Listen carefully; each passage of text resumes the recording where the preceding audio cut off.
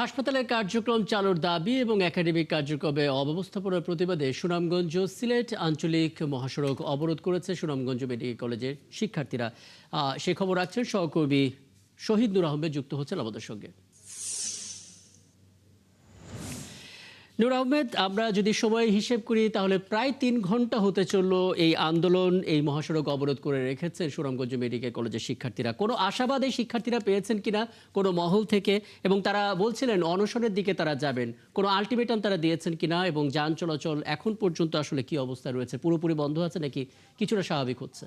কি ধন্যবাদ আপনাকে। প্রথমে যদি জানিয়ে রাখি, আসলে শিক্ষার্থীরা প্রায় 2 ঘন্টা তারা এই সড়কে ছিলেন, কিন্তু কোনো আশ্বাস পাননি। তারা এই প্রতিকূল আবহাওয়া এবং জনদুর্ভোগের কারণেই তারা একটু আগে কর্মসূচি থেকে তারা সরে দাঁড়িয়েছেন।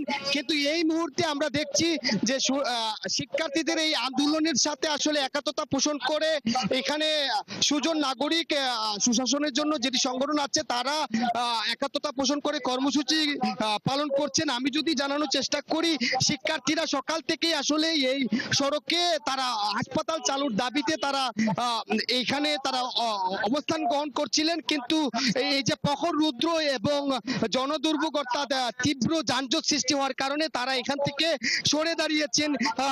এখন আসলে সুনামগঞ্জের শিক্ষার্থীদের শুধু এই দাবি নয়, এই দাবিটি সাধারণ মানুষের দাবি হয়ে উঠেছে। কেননা এই হাসপাতাল চালু না হওয়ার কারণে যেভাবে শিক্ষার্থীরা তারা একাডেমিক কার্যক্রম থেকে তারা অসুবিধা হচ্ছে, তাদের ব্যাহত হচ্ছে শিক্ষা কার্যক্রম। পাশাপাশি এই জেলার যে চিকিৎসা সেবা কিন্তু আসলে ওইভাবে কার্যকর হচ্ছে না। তা সাধারণের দাবি হচ্ছে দ্রুততম সময় যাতে।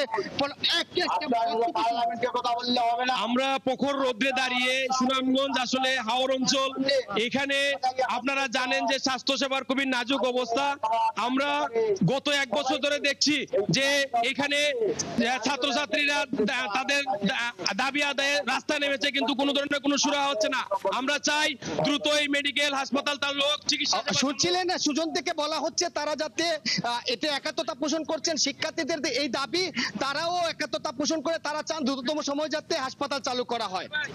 অনেক ধন্যবাদ শহীদ নূর আহমেদ, আপনি তো আছেনই এই আন্দোলন কিংবা সড়ক অবরোধে যে কার্যক্রম চলছে সেই আপডেট তো নিশ্চয়ই পরবর্তীতে পেতে থাকবো, এবং সড়ক চলাচল ঠিক হয় কিনা সেই আপডেটও নিশ্চয়ই আপনার মাধ্যমে জানতে পারবো। শহীদ নূর আহমেদ আমাদের সঙ্গে যুক্ত হয়েছিলেন ঢাকা সুনামগঞ্জ সিলেট মহাসড়ক থেকে।